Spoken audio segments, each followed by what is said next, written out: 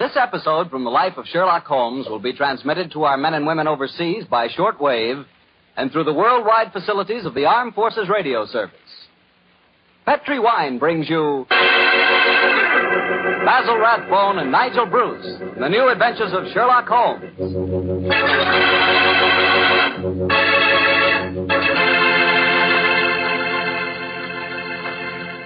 The Petri family, the family that took time to bring you good wine, invite you to listen to Dr. Watson tell us another exciting adventure he shared with his old friend, that master detective, Sherlock Holmes. Well, right about now, you're probably taking a little breather in your last-minute rush to get everything ready for the big day tomorrow. Children have to be put to bed to wait for Santa Claus, and there's the tree waiting to be decorated, and, a million and one things which must be done before morning. I sure hope you got all your Christmas shopping done. It's pretty hectic rushing off at the last minute to take care of Uncle Charlie or Aunt Bertha or Cousin Sam. But if you must get something, just remember that you can always dash over to your wine merchant and get a bottle or two of Petri wine. Or better yet, a whole case of Petri wine. Petri wine's a swell gift, and I just thought a little last-minute suggestion might be of some help.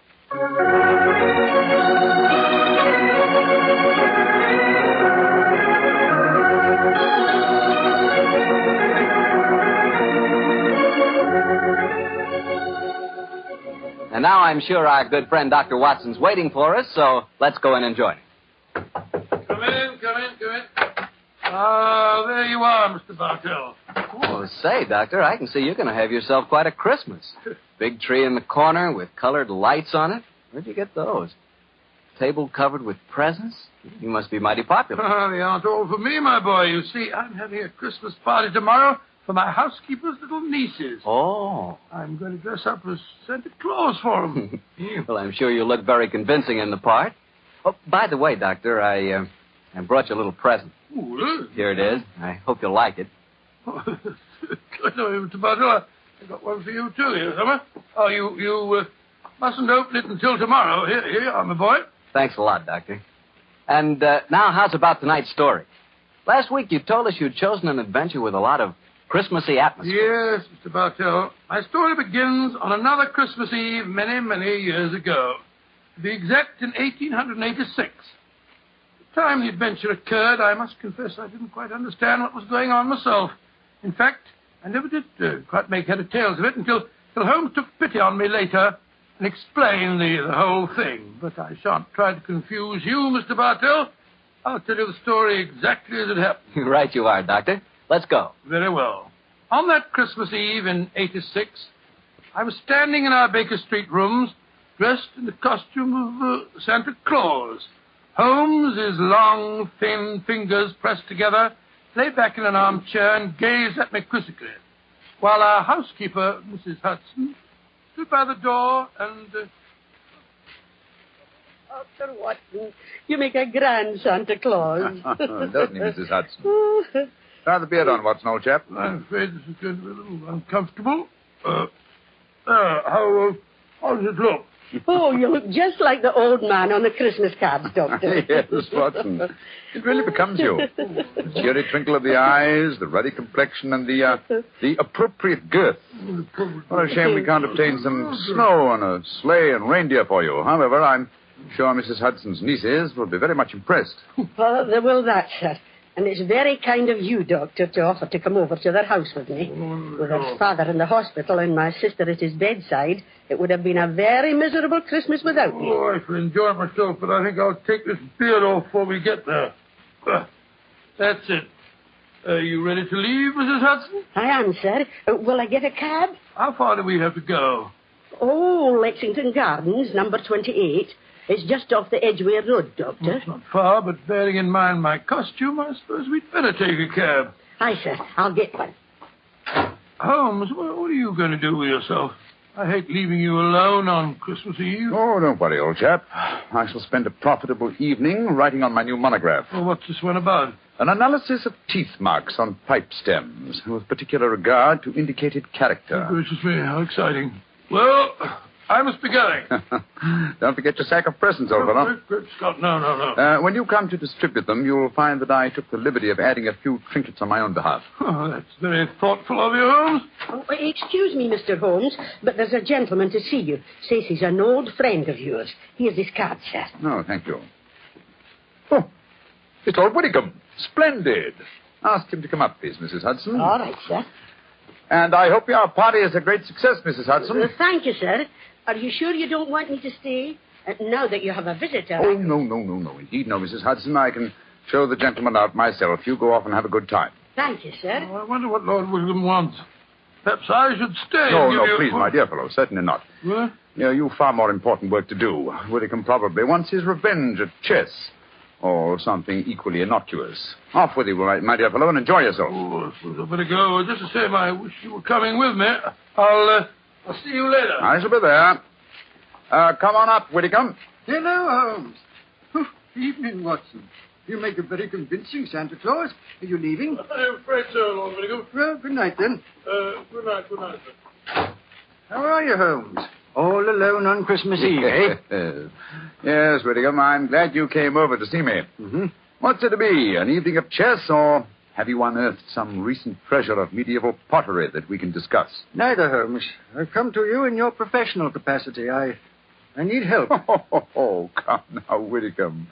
Don't tell me that after all these years of quiet friendship, you're going to become a client. I'm afraid so, Holmes. Though I doubt if my problem will interest you very much. It's hardly up to your rather colorful standards. Care for a cigar? Oh, thanks. Well, now, my dear Whittingham, what's your trouble? Well, I decided this year to have a little Christmas party at my townhouse. I'm quite comfortably off, as you know, and it occurred to me that I have several relatives and friends who are not as well off. I'm having a party for them tonight, Holmes, and I hope you'd attend it, disguised as Santa Claus. Oh, my dear fellow. I've adopted many disguises in my time, but Father Christmas has never been one of them. Why do you want me to attend your party in disguise in any case? You ashamed of your friendship with a private detective, or do you consider my features more acceptable when buried beneath the depths of a snowy beard? Oh, my dear Holmes, do take me seriously. I'm not joking, I assure you. Of course you're not, You want me to attend your party in disguise. Why? I'm giving some very valuable presents. Diamond and onyx cufflinks, platinum and ruby earrings, and such like. And I've wrapped each of the presents in banknotes. Oh, dear me. Where are these presents now? In a sack, in charge of my butler. I was going to dress up as Santa Claus and give them out myself, until I got the warning letter. That's why I've come to you. Warning letter, eh? Yes, I received it by this evening's post. Listen to this. My dear Lord Whittingham, your generosity with Christmas presents borders on ostentation. We do not approve. Either we receive £5,000 in sovereigns at Post Restaurant Box 379 by 6 o'clock on Christmas Eve, or I'm afraid your Christmas party will be conspicuous by its absence of presents. Let me see that note, Whittingham, will you? Yes, here you are. Thanks. Plain paper, torn from a penny notebook. The writing is obviously disguised. By George, yes. Whittingham, I accept the case. I'll come with you to your party at once, and furthermore, I shall follow your suggestion regarding a disguise. Dressed as Santa Claus, I shall be less likely to attract suspicion. I'm delighted, Holmes. But what made you decide so suddenly? This writing, my dear fellow, this writing. Oh, it's in a false hand. I'd know that characteristic M in my dear Whittingham.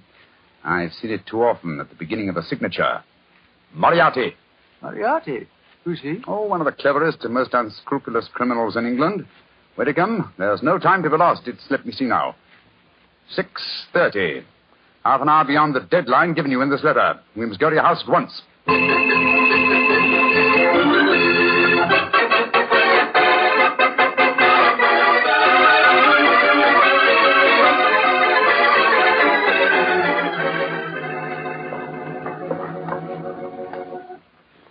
This is as far as the card can take us, Doctor. Oh, here you are, Cabby. Here's 5 shillings for you, and a Merry Christmas. Oh, bless you, gentlemen, and a Merry Christmas to you, too.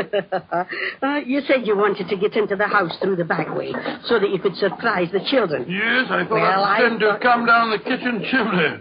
Oh, you can get to the back of the house by going up the alley here.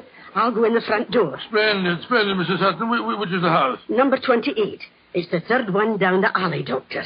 I'll have the back window open in no time, and you can slip in without any of the bairns seeing. Very well. Gloomy little street, I must say. Hello, well, where's the music coming from? Oh, it's from that temple across the street, Doctor. The disciples of the octagonal square, they call themselves. What on earth do you suppose that means? Oh, some newfangled cult. Heathens, most likely. Hello. I'm not the only Santa Claus abroad tonight. Look at that fellow across the street over there. Oh, dressed just like yourself, Doctor, and carrying a sack, too. Oh, he's running up the steps to the temple. Great Scott, he slipped on the ice. Oh, I wonder what his hurry was. Here, my man. Oh, be careful now, Doctor. Dinna trip yourself. Here, Yossa, now, give me a hand. Thank you, sir. Silly of me, what's in it? Oh, we Santa Clauses have to help each other, you know. Up you come. That's it. Oh, gracious me. Doctor, I told you to be careful. Now you've fallen, too. Oh, it's this confounded red coat of mine. It tripped me up. Did you hurt yourself, sir? No. I'm all right, I think. How about you, sir? Well, I'm all right, thanks. Oh. Silly of me to run, what's in it? Here's your sack, sir. Thank you. Good night, and Merry Christmas. Good night, same to you, sir, same to you. Oh, he went into the temple. Must be a disciple of the octagonal square. You're sure you're no hurt, Doctor? No, of course not, Mrs. Hudson. Give me my sack, please. Thank you. Your sister's house is the third one down this alleyway, you say? I'll hurry and open the back window. Yes, I'll be waiting for you, Mrs. Hudson. This is rather fun. What a shame Holmes isn't with us. Oh, well, he's probably happier having a good game of chess with Lord Widdicombe.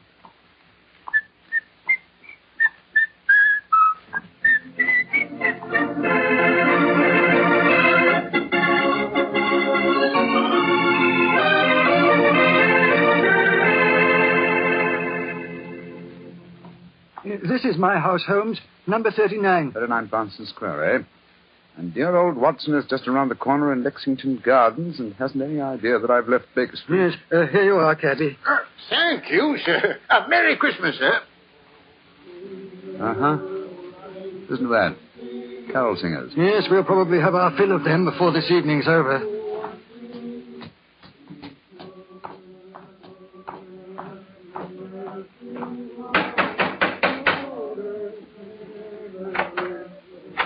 Good evening, my lord. Have the guests arrived, Hargreave? Most of them, sir. They're in the library. You brought another Santa Claus with you, I see, my lord. Another Santa Claus? What do you mean? The gentleman arrived 3/4 of an hour ago, sir, dressed as Santa Claus. I took him to your study, my lord, and showed him the sack of presents. Confound it! He's got here before us. Where's this study? This way. I hope I didn't do wrong, my lord. You told me that a gentleman dressed as Santa Claus would be coming here. Dear me. The gentleman appears to have gone. Yes, and the sack containing the presents with him. But he can't have left the house, my lord. I've been watching the front door. Yes, and while you were doing that, he slipped out through the window here.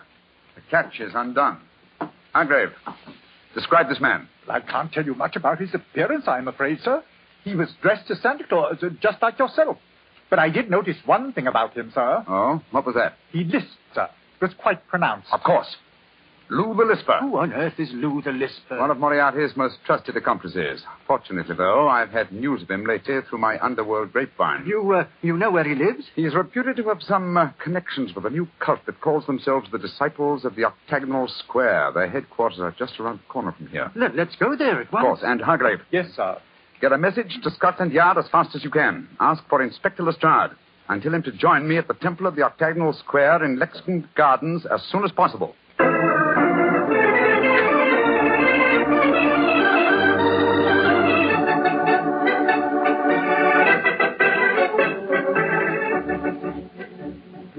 Oh, the children are awful excited, Doctor. I told them you just came down the chimney. Oh, I'll slip the beard on and then I'll go into him. There we are. Will I announce you, Doctor? Yes, please, Mrs. Hudson. All right, sir. Now, children, quiet. Santa Claus has come to see you, and he's brought you all presents. Hello, children. Hello, Santa Claus. My name's Elsie. Did you bring me a present? Oh, I did, Elsie. I'll look in my sack in a minute. And, what's your name, young man? Herbert, they call me Bertie. Did you come down the chimney? Yes, Bertie. I bet you had a time doing it. You're so fat. Oh, don't be rude, Bertie, or Santa Claus won't give you your present. And what's your name, little man? Lionel. I've got a cold. Yes, I see you have. Well, children, gather around me and I'll see what presents I got for you. Let me see, Bertie. The first present is for... Oh, it's got to be right. It says for Her Grace, the Dowager Duchess of Bewley. Oh, do you suppose Mr. Holmes has been playing a practical joke on you, Doctor? I suppose so. Well, I can't see the point, Miss Holt. But he did say that he'd added a few trinkets of his own. I want my present. Then supposing you take this, Elsie. Pooh, thank you. And this one is marked for the Reverend Arthur Carter. I knew what Holmes was up to. Here you are, Bertie. Pooh, thanks. And this is for you, Lionel, because you've been a good little boy. It isn't very big, is it? I wanted the dog. Oh, wanted the dog. Well, I'll bring you a dog next year, Lionel. Oh, Dr. Watson. Yes, Oh, look at the wrapping on these presents, Doctor. Well, they're £20 notes. Great Scott. Oh, Pooh, look what I got. Now, let me see. Why, cufflinks and diamond and onyx ones, unless I'm very much mistaken. I got pretty earrings. Look how they sparkle. Let me see, Elsie. Good gracious, I swear that these are platinum and rubies. What in thunder's going on? I want my earrings back. Give me back mine, too. Well, here you are. Dr. Watson, what do you suppose has happened? I don't know, Mrs. Hudson. Perhaps my toys are still at the bottom of the sack. I can't understand it. I wish Holmes were here instead of dozing in front of our fire in Baker Street.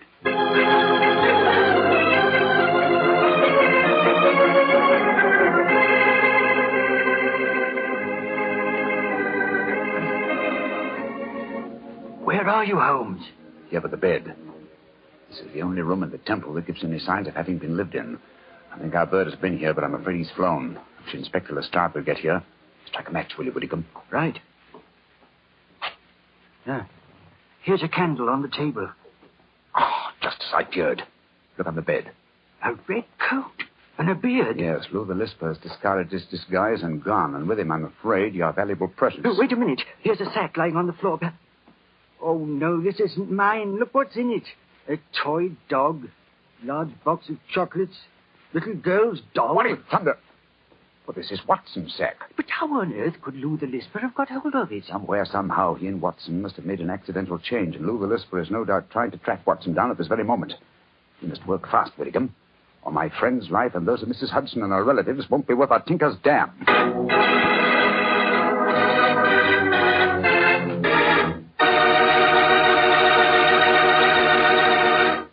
Oh, now, Doctor, you can't break off your story there. Oh, yes, I can, my boy.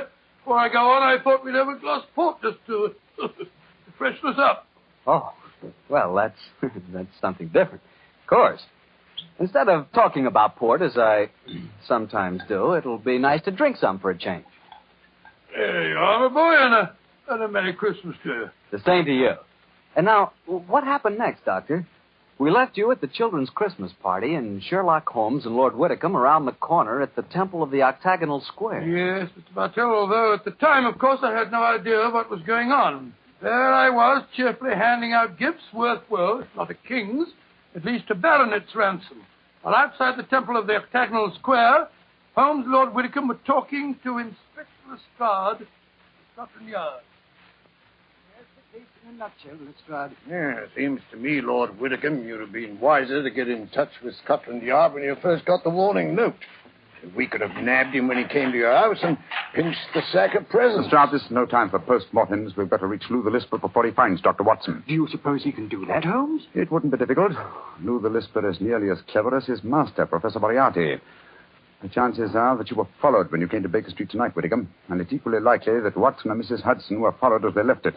Moriarty seldom leaves anything to chance. Well, where did Dr. Watson go tonight? 28 Lexington Gardens. It's just around the corner from here. Well, then let's go there at once. I'd not worry away. No, Lestrade. We must use a little subtlety. Now, Lou the Lisper wishes to recover that sack of presents from Watson.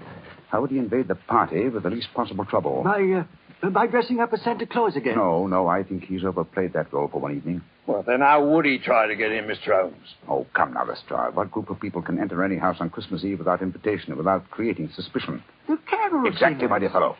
I shouldn't be at all surprised if at this very moment Lou the Lisper and some of his gang are singing carols outside 28 Lexington Gardens. Well, then what are we going to do? Form a rival choral society. How many of your men did you bring with you? 3.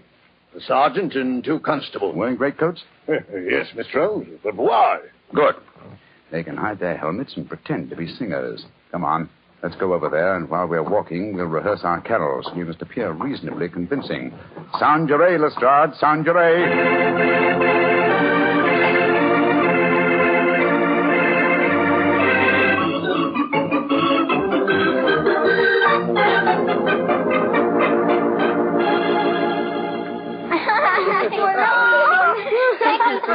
Your back, Santa Claus? No, you mustn't make Santa Claus too tired, lad. Oh, that's all right, Mrs. Hudson. Hop on, Lal, hop on. Oh, they're singing carols outside the isn't door. that Can't they nice? come inside and sing for us, Santa Yes, Claus? of course they can. Ask them to come in, Mrs. Hudson, will you? All right, sir. Oh, come on, let me get on your back, too. Oh, no, take it easy. Oh, there we go. I want to see your reindeer, Santa. See my reindeer? Oh, they're up on the roof. I'll climb up and see them. No, you mustn't do that. They're asleep. Oh, here are the carol singers. Off you get, children. There we go. That's it now. Good evening, gentlemen. Good evening, and Merry Christmas. Would you like to sing some carols for the children? After that, I'm sure you'd like a drop of something to warm you up. Well, thank you, sir. We should like that. Haven't I met you before somewhere, my man? No, sir, I'm sure you haven't. Come on, man, let's sing Good King Wenceslas. Good King Wenceslas looked out on the feast of Stephen.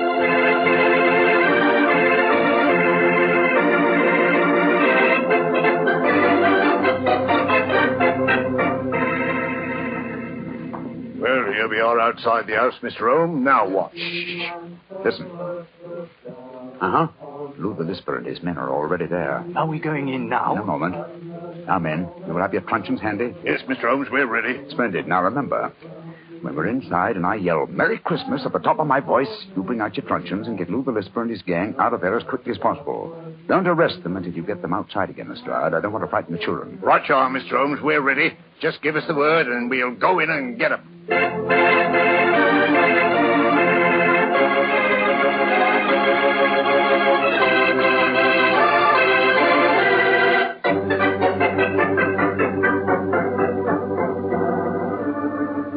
That was very nice singing. And now, how about something to warm you all up? That won't be necessary, Dr. Watson.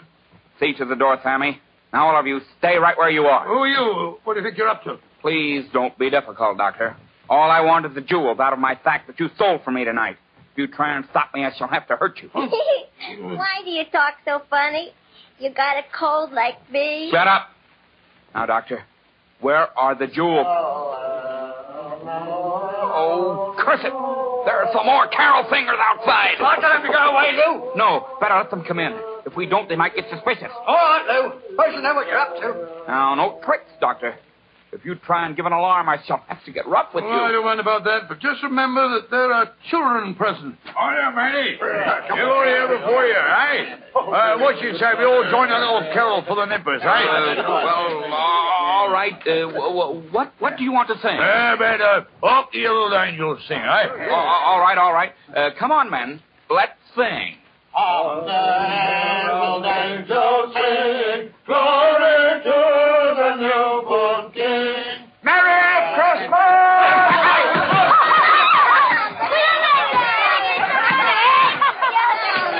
Dr. Watson, what's happening?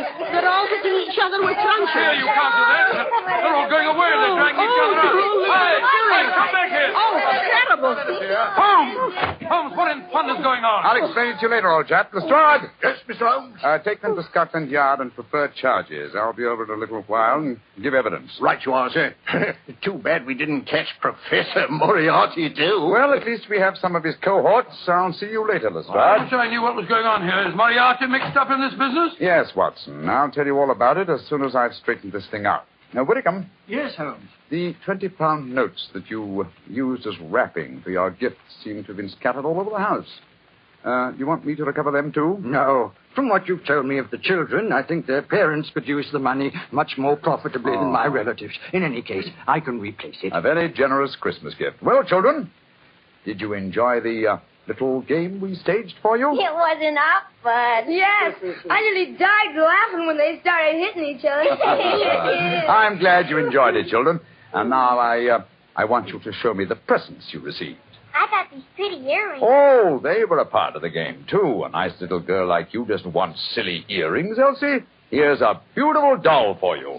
Cool. Her eyes open and shed and everything. And what did you get, my little man? These. Oh, cufflinks. Good gracious, who wants cufflinks when he can have a clockwork train? You want to exchange?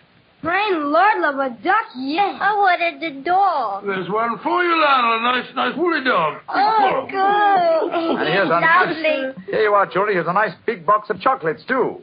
You can all share them. Oh, Lummy, what a night. I ain't had as much fun since Granny got her finger stuck in a plug-o. I still don't understand what's going on, Holmes, but I must say this has all the earmarks of being a happy Christmas. Yes, Mrs. Hudson. Hi, Mr. Holmes.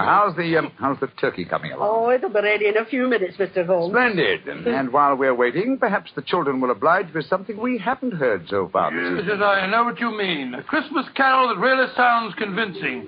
How about it, children? All right, sir. Come on, Elsie. Come on, Lionel. Silent night, holy night, all is calm, all is bright, round yon virgin mother and child. Holy infant of tender and mild, sleep in heavenly sleep in heaven. Well, Doctor, that was really a swell story. On a Christmas Eve like this, do you ever wish you were back in Baker Street celebrating Christmas there? At times, yes, but actually, Mr. Bartell, I'm very happy right here in my little home. There on the table is a beautiful little Christmas tree. There's a fine fire in my fireplace. My two dogs, Monty and Willie, are sleeping peacefully at my feet. And best of it all, I've got the love of every child in the neighborhood. Yes, I got a great deal this Christmas Eve. Lots to be thankful for. And what with the troubles of the world on their way to being settled, it looks as if this is the brightest Christmas that I've ever had. Well, that's how I feel about it, too, Doctor.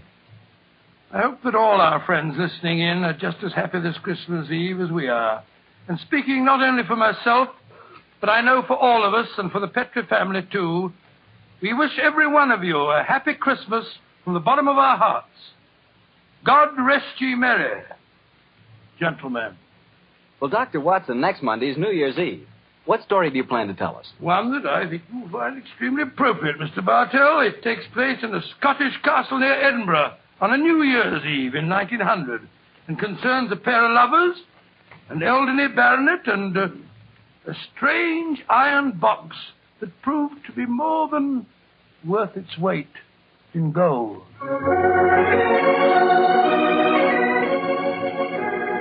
Tonight's Sherlock Holmes adventure was written by Dennis Green and Anthony Boucher and was suggested by an incident in the Sir Arthur Conan Doyle story, The Adventure of the Blue Carbuncle. Music is by Dean Fossler. Mr. Rathbone appears through the courtesy of Metro-Goldwyn-Mayer and Mr. Bruce through the courtesy of Universal Pictures, where they are now starring in the Sherlock Holmes series.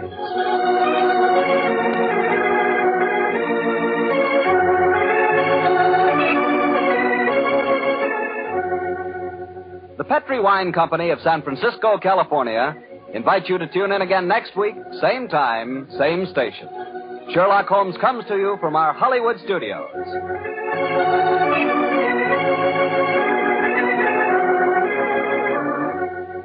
This is Harry Bartell saying good night for the Petrie family.